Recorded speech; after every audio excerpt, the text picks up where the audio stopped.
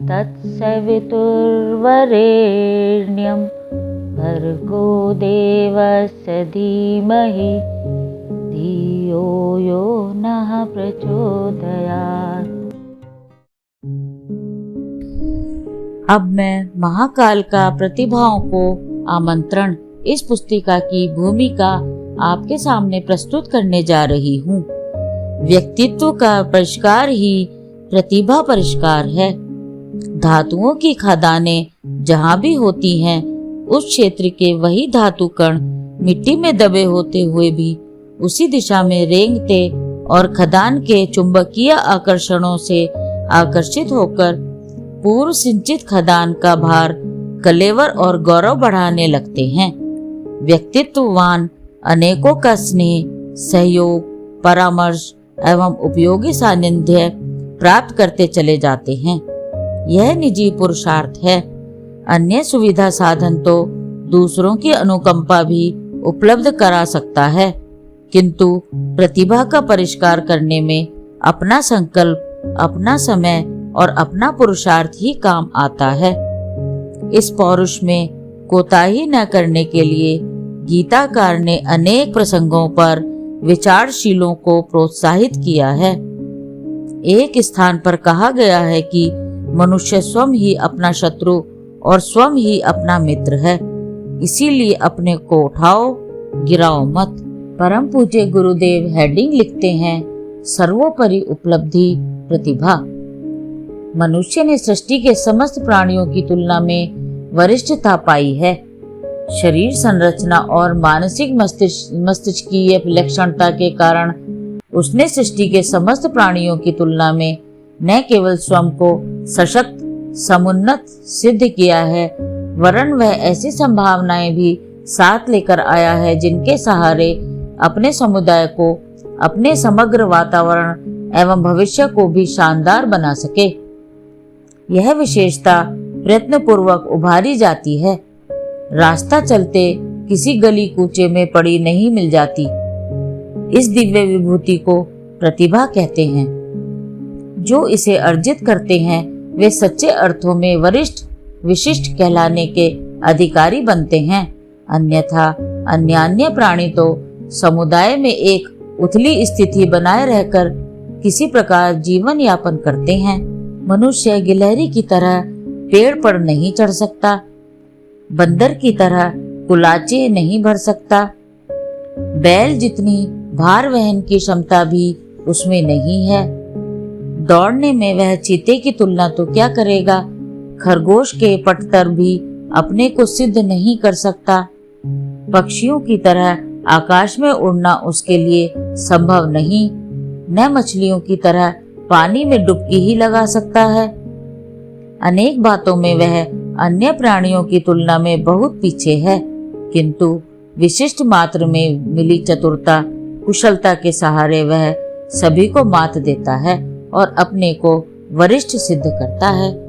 व्यावहारिक जीवन में मनुष्य अन्य प्राणी समुदाय की तुलना में अनेक दृष्टियों से कहीं आगे है। वह उसी की नियति है। अधिकांश मनुष्यों को अन्य प्राणियों की अपेक्षा अधिक सुविधा संपन्न जीवन यापन करते हुए देखा जाता है।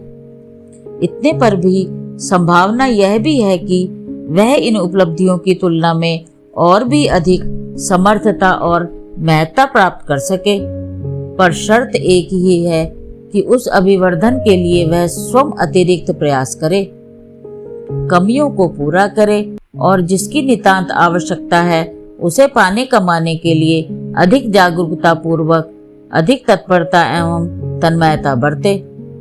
अपने पुरुषार्थ को इस स्तर का सिद्ध करे कि यह मात्र दैवी अनुदानों के आधार पर ही समुन्नत बनकर नहीं रह रहा है, वरन उसका निज का पुरुषार्थ भी समुचित मात्रा में सम्मिलित रहा है। यह प्रतिभा ही है जिसके बल पर वह अन्यान्यों की तुलना में अधिक सुसंस्कृत और समुन्नत बनता है। गोताखोर गहरी डुबकी लगाकर मोती बीनते हैं, हीरे खोजने वाले खदान का चप्पा चप्पा ढूंढ डालते हैं। प्रतिभा को उपलब्ध करने के लिए भी इससे कम प्रयास से काम नहीं चलता।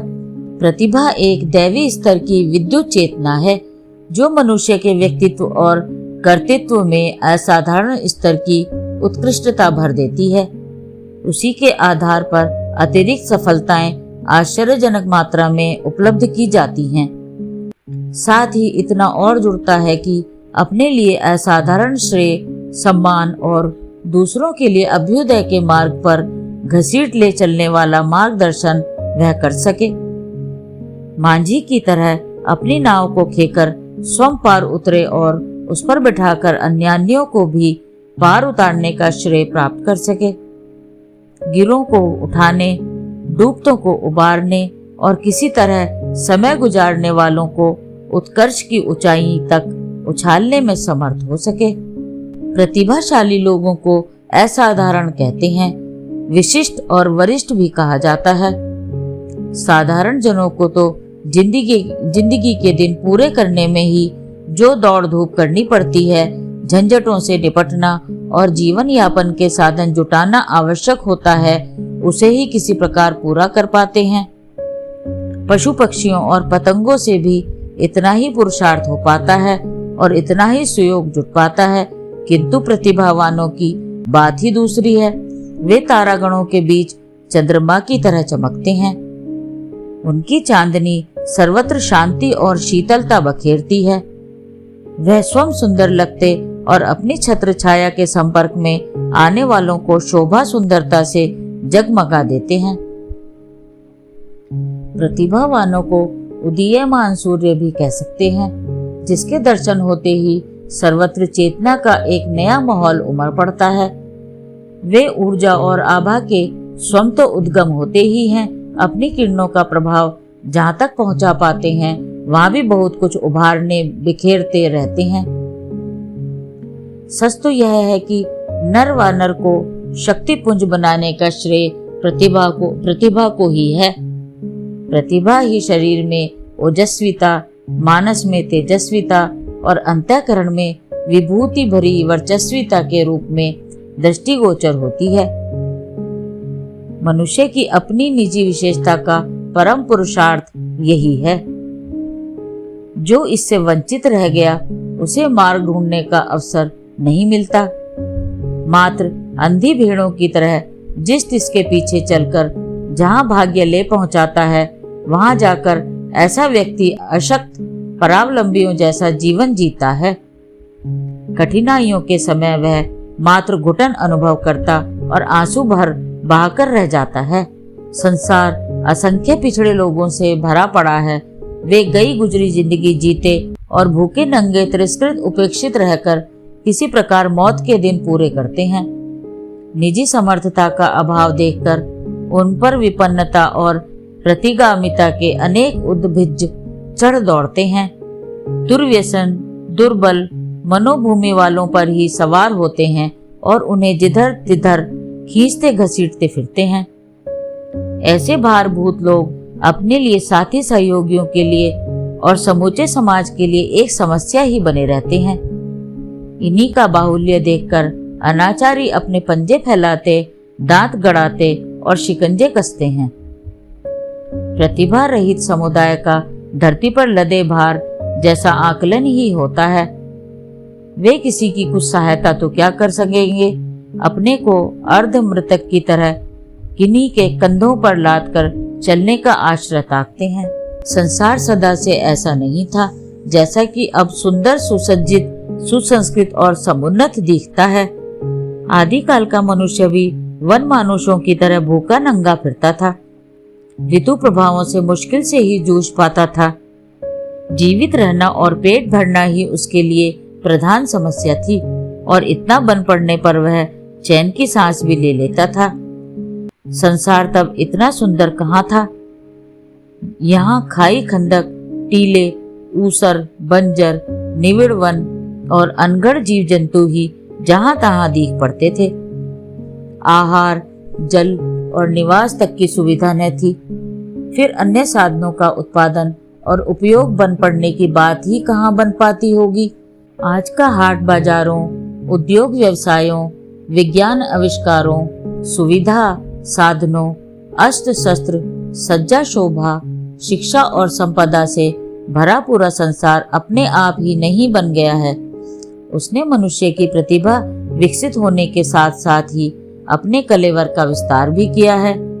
श्रेय मनुष्य को दिया जाता है, पर वस्तुतः दुनिया जानती है कि वहां सब कुछ संपदा और बुद्धिमत्ता का ही खेल है। इससे 2 कदम आगे और बढ़ाया जा सके तो सर्वतोमुखी प्रगति का आधार एक ही दिख पड़ता है, प्रतिभा, परिष्कृत प्रतिभा। इसके अभाव में अस्तित्व जीवित लाश से भरकर और कुछ नहीं रह जाता। संपदा का इन दिनों बहुत महत्व आंका जाता है। इसके बाद समर्थता, बुद्धिमत्ता आदि की गणना होती है, पर और भी ऊंचाई की ओर नजर दौड़ाई जाए तो दार्शनिक, शासक, कलाकार, वैज्ञानिक, निर्माता एवं जागरूक लोगों में मात्र परिष्कृत प्रतिभा का ही चमत्कार दिखता है। साहसिकता उसी का नाम है। दूरदर्शिता, विवेकशीलता के रूप में उसे जाना जा सकता है।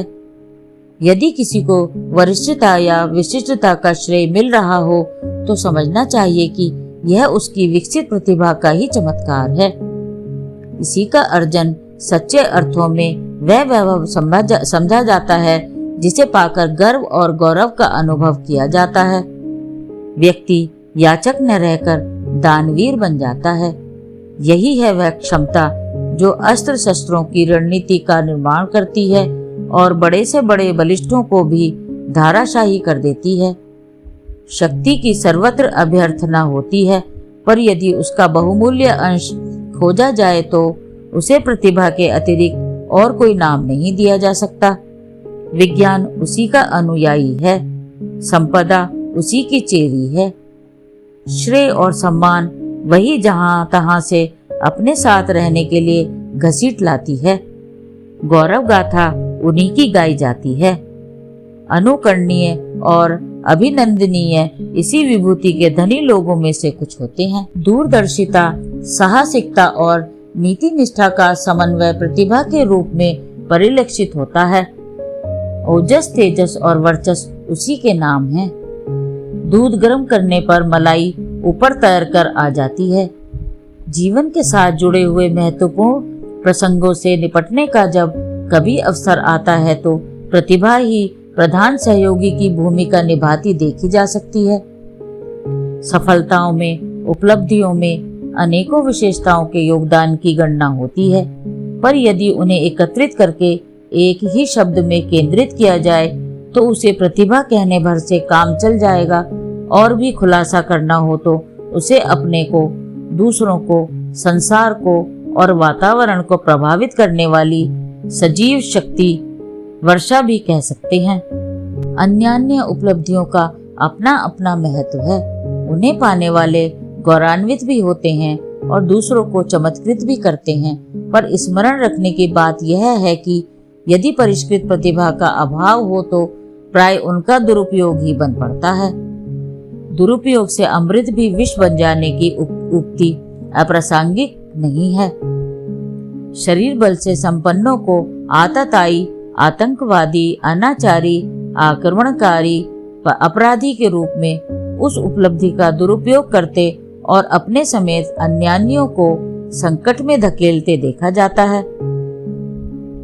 संपदा अर्जित करने वाले उसका सही उपयोग न बन पड़ने पर विलास, दुर्व्यसन, उद्दत, अपव्यय, विग्रह खड़े करने वाले अहंकार प्रदर्शन आदि में खर्च करते देखे गए हैं।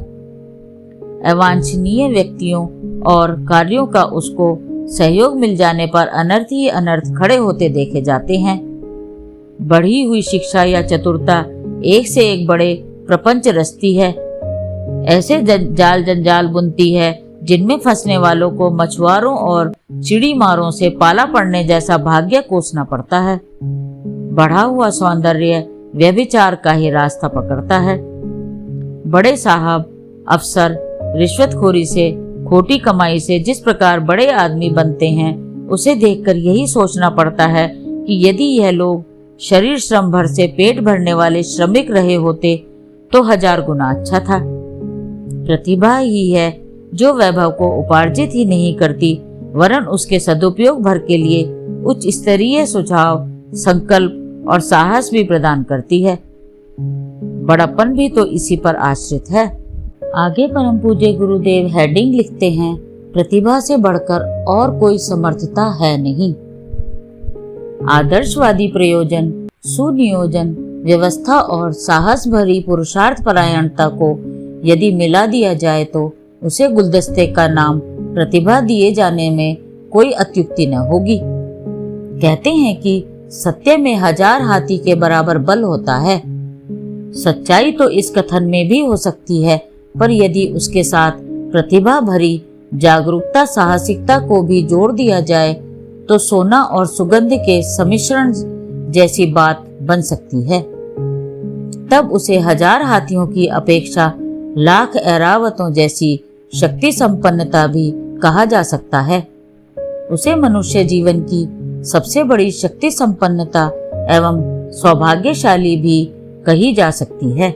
आतंक का प्रदर्शन किसी भी भले बुरे काम के लिए दूसरों पर हावी होकर उनसे कुछ भी भला बुरा करा लेने के डाकुओं जैसे दुस्साहस का नाम प्रतिभा नहीं है। यदि ऐसा होता तो सभी आतंकवादी अपराधियों को प्रतिभावान कहा जाता, जबकि उनका सीधा नाम दैत्य या दानव है। दादागिरी, आक्रमण की व्यवसायिकता अपनी जगह काम करती तो देखी जाती है, पर उसके द्वारा उत्पीड़ित किए गए लोग शाप ही देते रहते हैं। हर मन में उनके लिए अश्रद्धा ही नहीं, घृणा और शत्रुता भी बनती है। भले ही प्रतिशोध के रूप में उसे कार्यान्वित करते न बन पड़े। शेर को सवा शेर भी मिलता है, ईंट का जवाब पत्थर से मिलता है। भले ही उस क्रिया को किन्हीं मनुष्यों द्वारा संपन्न कर लिया जाए अथवा प्रकृति अपनी परंपरा के हिसाब से उठने वाले बबूले की हवा स्वयं निकाल दे। यदि प्रतिगामी प्रतिभावान समझे जाते तो अब तक यह दुनिया उन्हीं के पेट में समा गई होती और भल मानस साहत को चरितार्थ होने के लिए कहीं स्थान ही न मिलता। काया और छाया दोनों देखने में एक जैसी लग सकती हैं, पर उनमें अंतर जमीन आसमान जैसा होता है। मूछें मरोड़ने, आंखें तरेड़ने और दर्प का प्रदर्शन करने वालों की कमी नहीं। ठगों और जालसाजों की करतूतें भी देखते ही बनती हैं। इतने पर भी उनका अंत कुकुरमुत्तों जैसी विडंबना के साथ ही होता है। यूं इन दिनों तथाकथित प्रगतिशील ऐसे ही अवांछनीय हथकंडे अपनाते देखे गए हैं, पर उनका कार्य क्षेत्र विनाश ही बनकर रह जाता है। कोई महत्वपूर्ण सृजनात्मक उत्कृष्टता का पक्षधर प्रगतिशील कार्य उनसे नहीं बन पड़ता। यह विवेचना इसलिए की जा रही है कि जिनको बोलचाल की भाषा में प्रगतिशील कहा जाने लगा है, उनकी वास्तविकता समझने में किसी को भ्रम न रह जाए, कोई आतंक को प्रतिभा न समझ बैठे। वह तो उत्कृष्टता के साथ साहसिकता का नाम है। वह जहां भी होती है वहां कस्तूरी की तरह महकती है और चंदन की तरह समीपवर्ती वातावरण को प्रभावित करती है। गांधी जी के परामर्श एवं सानिध्य से ऐसी प्रतिभाएं निखरी, एकत्रित हुई एवं कार्य क्षेत्र में उतरी कि उस समुच्चय ने देश के वातावरण में शौर्य साहस के प्राण फूंक दिए। उनके द्वारा जो किया गया, संजोया गया, उसकी चर्चा चिरकाल तक होती रहेगी। देश की स्वतंत्रता जैसी उपलब्धि का श्रेय उसी परिकर को जाता है जिसे गांधी जी के व्यक्तित्व से उभरने का अवसर मिला। उनमें सचमुच जादुई शक्ति थी। इंग्लैंड के प्रधानमंत्री चर्चिल भारत के वायसराय को परामर्श दिया करते थे कि वे गांधी जी से प्रत्यक्ष मिलने का अवसर न आने दें। उनके समीप पहुंचने से वह उनके जादुई प्रभाव में फंसकर उन्हीं का हो जाता है। बुद्ध को मार डालने का षड्यंत्र अंगुलीमाल महादस्यु ने बनाया। वह तलवार निकाले बुद्ध के पास पहुंचा और आक्रमण करने पर उतारू ही था कि सामने पहुंचते पहुंचते पानी पानी हो गया। तलवार फेंक दी और प्रायश्चित के रूप में न केवल उसने दस्यु व्यवसाय छोड़ा, वरन बुद्ध का शिष्य बनकर शेष जीवन को धर्म धारणा के लिए समर्पित कर दिया। ऐसा ही कुचक्र अम्बपाली नामक वैश्या रचकर लाई थी, पर सामने पहुंचते पहुंचते उसका सारा बना बनाया जाल टूट गया। वह चरणों पर गिरकर बोली, पिताजी, मुझ नरक के कीड़े को किसी प्रकार पाप पंख से उबार दें। बुद्ध ने उसके सिर पर हाथ फिराया और कहा कि तू आज से सच्चे अर्थों में मेरी बेटी है। अपना ही नहीं, मनुष्य जाति के उद्धार का कार्यक्रम मेरे वरदान के रूप में लेकर जा। सभी जानते हैं कि अम्बपाली के जीवन का उत्तरार्ध किस प्रकार लोक मंगल के लिए समर्पित हुआ। नारद कहीं अधिक देर नहीं ठहरते थे, पर उनके थोड़े से संपर्क एवं परामर्श से ध्रुव, प्रहलाद, रत्नाकर आदि कितनों को ही कितनी ऊंचाई तक चढ़ने दौड़ने का अवसर मिला। वेद व्यास का साहित्य सृजन प्रख्यात है। उनकी सहायता करने गणेश जी लिपिक के रूप में दौड़े थे। भगीरथ का परमार्थिक साहस धरती पर गंगा उतारने का था। कुछ अड़चन पड़ी तो शिवजी जटा बिखेर कर उनका सहयोग करने के लिए आ खड़े हुए। विश्वामित्र की आवश्यकता समझते हुए हरिश्चंद्र जैसों ने अपने को निछावर कर दिया। माता गायत्री का सहयोग उस महर्षि को जीवन भर मिलता रहा। प्रसिद्ध है कि तपस्विनी अनुसुईया की आज्ञा पालते हुए तीनों देवता उनके आंगन में बालक बनकर खेलते रहने का सौभाग्य लाभ लेते रहे। जापान के गांधी कागावा ने उस देश के पिछड़े समुदाय को सभ्य एवं समर्थों की श्रेणी में ला खड़ा किया था। महामना मालवीय, स्वामी श्रद्धानंद, योगी अरविंद, राजा महेंद्र प्रताप, रविंद्रनाथ टैगोर की स्थापित शिक्षा संस्थाओं ने कितनी उच्च स्तरीय प्रतिभाएं विनिर्मित करके राष्ट्र को समर्पित की। इन घटनाक्रमों को भुलाया नहीं जा सकता। विवेकानंद, दयानंद आदि के द्वारा जो जन कल्याण बन पड़ा उसे असाधारण ही कहा जाएगा। प्रतिभाएं सदा ऐसे ही कार्यक्रम हाथ में लेती और उसे पूरा करती हैं। रियासतों को भारत गणतंत्र में मिलाया जाना था। कुछ राजा सहमत नहीं हो रहे थे और अपनी शक्ति का परिचय देते हुए तलवार हिला रहे थे। सरदार पटेल ने कड़क कर कहा, इस तलवार से तो मेहतरों की झाड़ू अधिक सशक्त है, जो कुछ कर तो दिखाती है। राजाओं को पटेल के आगे समर्पण करना पड़ा। राणा प्रताप, छत्रपति शिवाजी, राजा छत्रसाल आदि के पराक्रम प्रसिद्ध हैं, जिन्होंने स्वल्प साधनों से जो लड़ाइयां लड़ी उन्हें असाधारण पराक्रम का प्रतीक ही माना जा सकता है। लक्ष्मीबाई ने तो महिलाओं की एक पूरी सेना खड़ी कर ली थी और समर्थ अंग्रेजों के छक्के ही छुड़ा दिए थे।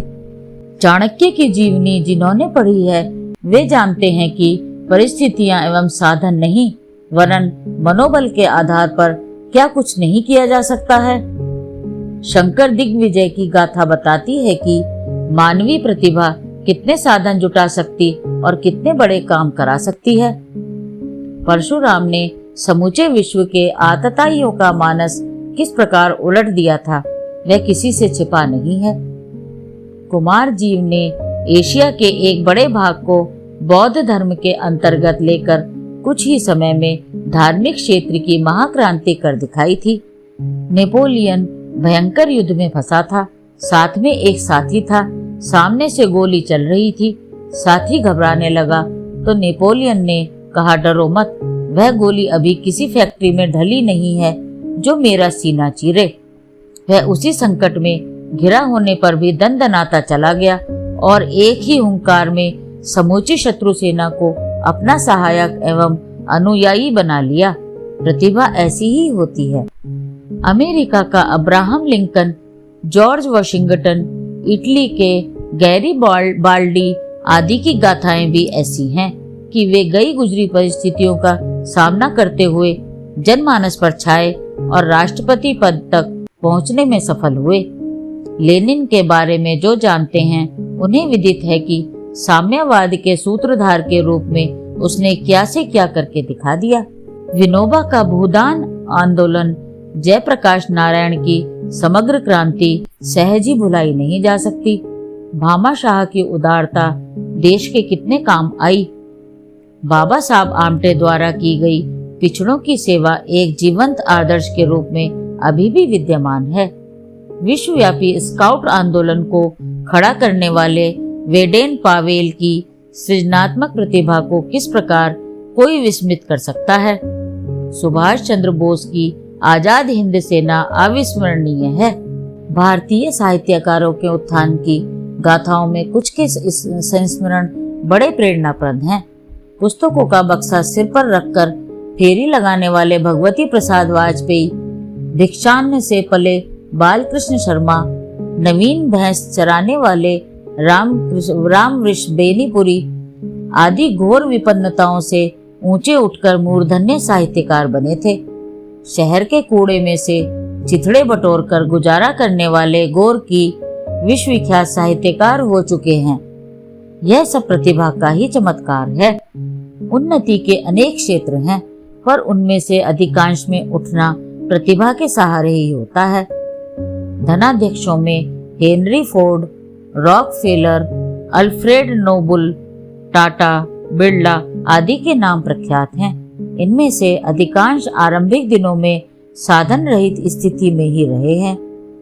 पीछे उनके उठने में सूझबूझ ही प्रधान रूप से सहायक रही है। कठोर श्रमशीलता, एकाग्रता एवं लक्ष्य के प्रति सघन तत्परता ही सच्चे अर्थों में सहायक सिद्ध हुई है। अन्यथा किसी को यदि अनायास ही भाग्यवश या पैतृक संपत्ति के रूप में कुछ मिल जाए तो यह विश्वास नहीं किया जा सकता कि उसे सुरक्षित रखा जा सकेगा या बढ़ने की दिशा में अग्रसर होने का अवसर मिल ही जाएगा। व्यक्ति की अपनी निजी विशिष्टताएं हैं जो कठिनाइयों से उबरने, साधनों को जुटाने, मैत्री स्तर का सहयोगी बनाने में सहायता करती हैं।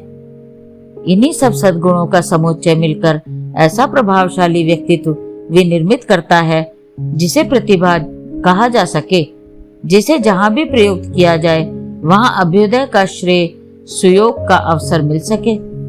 प्रतिभा के संपादन में, अभिवर्धन में जिसकी भी अभिरुचि बढ़ती रही है, जिसने अपने गुण कर्म स्वभाव को सुविकसित बनाने के लिए प्रयत्नरत रहने में अपनी विशिष्टता की सार्थकता समझा है, समझना चाहिए उसी को अपना भविष्य उज्जवल बनाने का अवसर मिला है।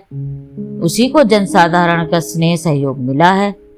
संसार भर में जहां भी खरे स्तर की प्रगति दृष्टिगोचर हो, समझना चाहिए कि उसमें समुचित प्रतिभा का ही प्रमुख योगदान रहा है।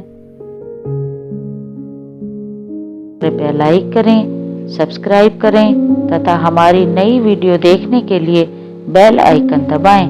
धन्यवाद।